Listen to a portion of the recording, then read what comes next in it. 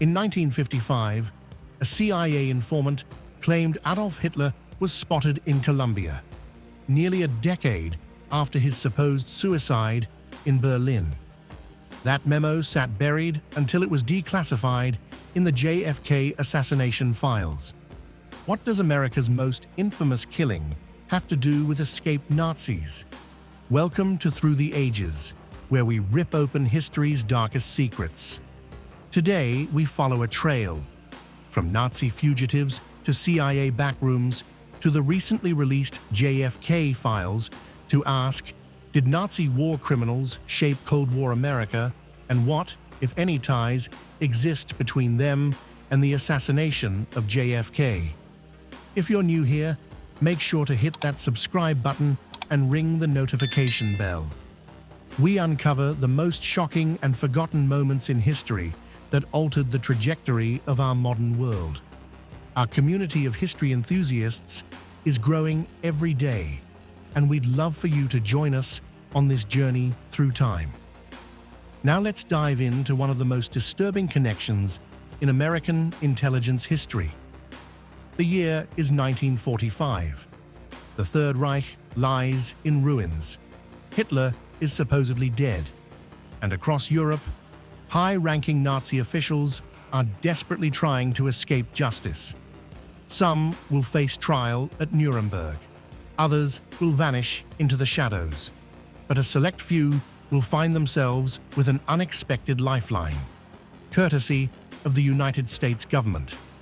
This is the story of how America's premier intelligence agency, the CIA, recruited, protected, and empowered former Nazis in the name of fighting communism, and how decades later, files related to JFK's assassination would unexpectedly shed light on this dark chapter of history. Let's start with the most shocking revelation. In 2017, as part of the JFK assassination files declassification, a strange CIA memo from 1955 surfaced. It detailed a claim that Adolf Hitler himself had survived the war and was living in Colombia under the alias Adolf Schüttelmeier. The memo included a photograph of a man who supposedly resembled Hitler, standing with a former SS officer named Philip Citron. The CIA didn't take the claim seriously, but the question remains, why was this document in the JFK files at all? What possible connection could there be between Hitler's fate and Kennedy's assassination nearly 2 decades later? To understand, we need to look at what happened after World War II ended, when America's fight against fascism quickly gave way to its new obsession, stopping communism. In the chaos of post-war Europe, US intelligence officials made a cold calculation. They needed experts on the Soviet Union. And who knew more about fighting the Russians than the Germans, who had just spent years doing exactly that? This thinking led to Operation Paperclip, a classified program that brought over 1,600 German scientists, engineers, and intelligence officers to America between 1945 and 1959. Many were former Nazi Party members. Some had even committed war crimes. But they had skills America wanted. The most famous was Wernher von Braun, the brilliant rocket scientist who designed the V-2 missiles that terrorized London. Despite his SS membership and use of concentration camp labor, von Braun was welcomed to America with open arms. He would later become the architect of NASA's Apollo program, putting Americans on the moon. But while von Braun's story is well known, others operated in the shadows. And none was more influential than Reinhard Gehlen. General Reinhard Gehlen had been Hitler's chief intelligence officer on the Eastern Front. He commanded the Wehrmacht's Foreign Army's East Division, gathering intelligence on Soviet forces. As the war ended, Gehlen made a calculated move. He microfilmed his extensive files on Soviet military capabilities and buried them in the Austrian Alps. Then, he surrendered to American forces with an offer they couldn't refuse: his complete Soviet intelligence network in exchange for protection. The Americans accepted. By 1946, the Gehlen Organization was operational, funded by the US and staffed almost entirely by former Nazi intelligence officers. This wasn't just a few bad apples. It was an entire apparatus of Hitler's intelligence machine, now working for America. When the CIA was officially formed in 1947, it inherited this ready-made spy network. Gehlen's organization became the CIA's eyes and ears in Eastern Europe, providing much of America's intelligence on the Soviet Union during the critical early years of the Cold War. But there was a dark side to this arrangement. Many of Gehlen's recruits weren't just former Nazis, they were war criminals with blood on their hands. Men like Klaus Barbie, the Butcher of Lyon, who tortured and killed thousands in occupied France, or Otto von Bolschwing, who helped architect the Holocaust under Adolf Eichmann. The CIA knew exactly who these men were. Internal documents, declassified decades later, show they were fully aware of their backgrounds. But they protected them anyway, providing new identities, blocking extradition requests, and even helping some escape to South America when their covers were blown. Through the Gehlen network, the CIA facilitated what historians now call the rat lines, escape routes that helped thousands of Nazis flee Europe. Argentina, Brazil, Chile, Bolivia, countries across South America became havens for Nazi fugitives, the same routes that may have inspired that strange 1955 memo about Hitler in Colombia. But what does any of this have to do with JFK? The connection lies with a man named Allen Dulles. Dulles was the longest-serving CIA director in history, running the agency from 1953 to 1961. He was also one of the architects of Operation Paperclip and the CIA's relationship with the Gehlen Organization. Under his leadership, the CIA's use of former Nazis expanded dramatically. But in 1961, President Kennedy fired Dulles after the disastrous Bay of Pigs invasion of Cuba. It was a public humiliation for Dulles, who had assured Kennedy the operation would succeed. Kennedy didn't stop there. He was reportedly furious with the CIA's covert operations and threatened to splinter the CIA into 1,000 pieces and scatter it to the winds. According to multiple sources, Kennedy intended to dramatically reform or even dismantle parts of the agency after his re-election. Then, on November 22, 1963, Kennedy was assassinated in Dallas. In a twist that many historians find troubling, Allen Dulles, the man Kennedy had fired, was appointed to the Warren Commission investigating the assassination. From this position, Dulles worked to focus the investigation narrowly on Lee Harvey Oswald as a lone gunman, while steering it away from any CIA connections. The declassified JFK Files reveal something else interesting. Oswald had a peculiar friend in Dallas named George de Mohrenschildt, a Russian-born petroleum geologist with CIA connections. De Mohrenschildt was part of the white Russian émigré community in Dallas, which included people with both Nazi and US intelligence ties. De Mohrenschildt befriended Oswald in 1962, introducing him to the Russian community in Dallas. He later admitted to being asked by a CIA officer named J. Walton Moore to find out about Oswald's time in the Soviet Union.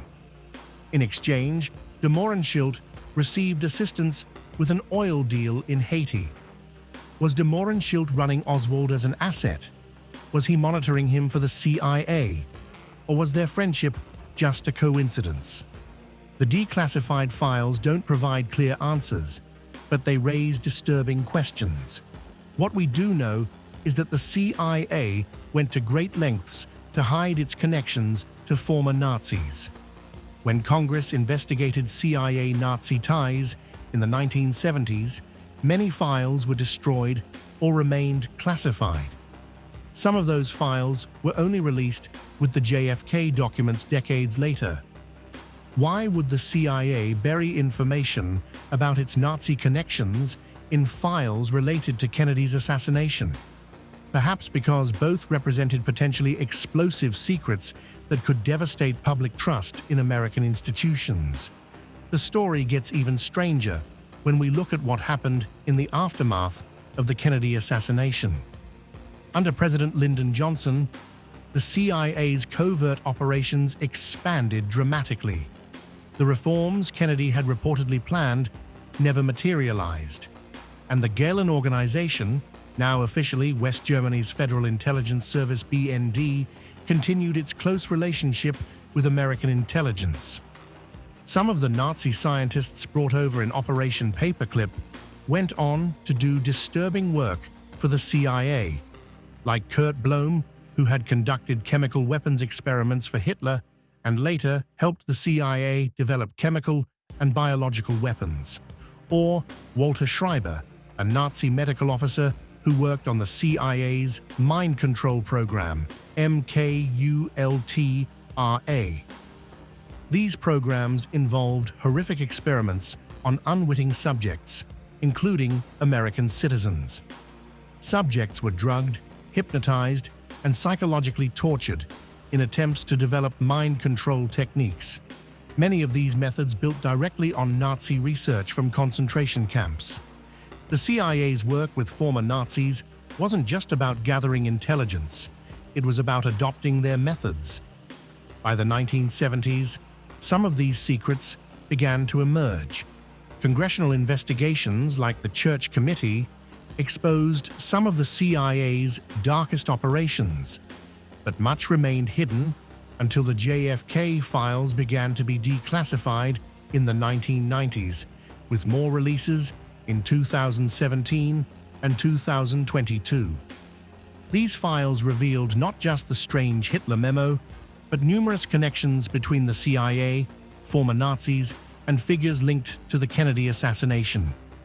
They painted a picture of an agency willing to work with anyone, no matter how blood-stained their past, in pursuit of Cold War objectives.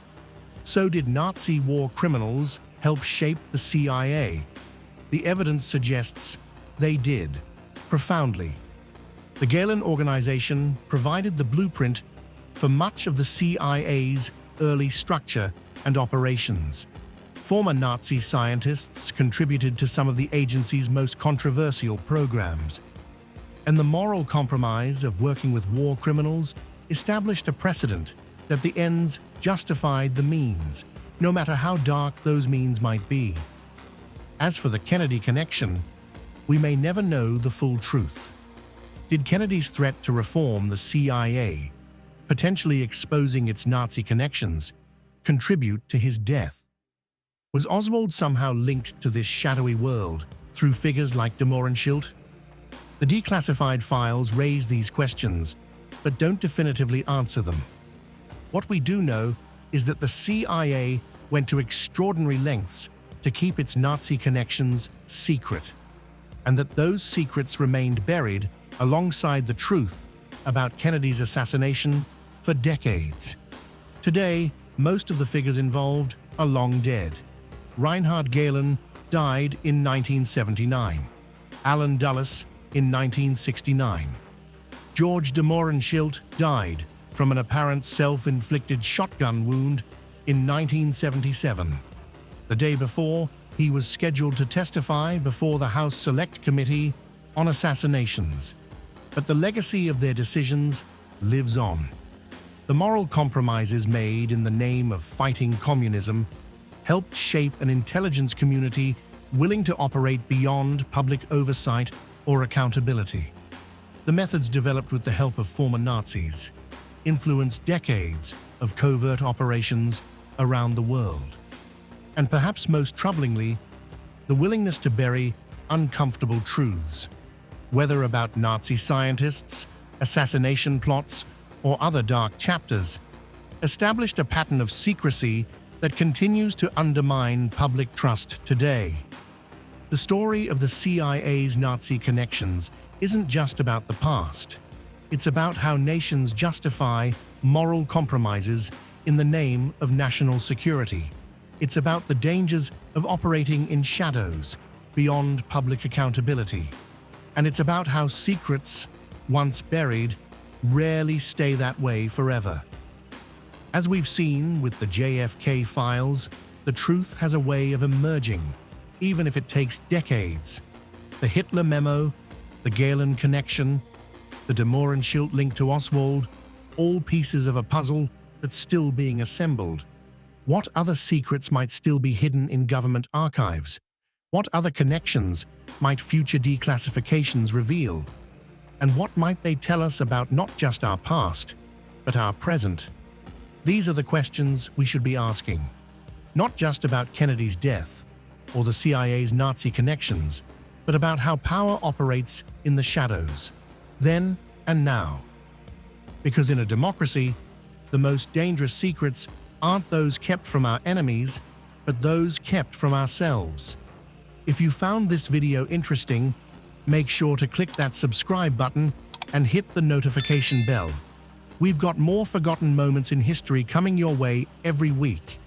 And if you have thoughts about the CIA's Nazi connections or the JFK Files, share them in the comments below. Our community loves discussing these historical mysteries together. This is Through the Ages, where history's darkest secrets come to light. Until next time.